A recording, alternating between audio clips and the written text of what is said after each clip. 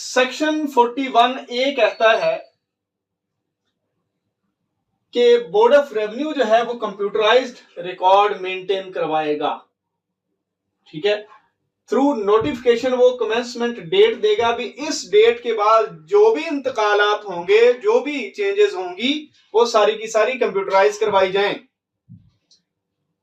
और अगर किसी जगह पे कोई रिकॉर्ड जो है वो मेंटेन करते हुए उसको ओमिट करना है तो उसका भी जो कलेक्टर साहब हैं वो बाकायदा ऑर्डर जारी करेंगे।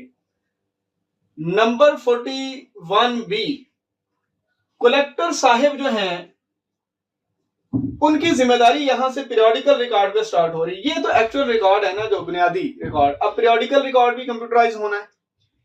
ऊपर वाले में जो कंप्यूटराइज रिकॉर्ड ओवरऑल होना है वो जिम्मेदारी है BOR की, यानी बोर्ड ऑफ रेवेन्यू ने करवाना है।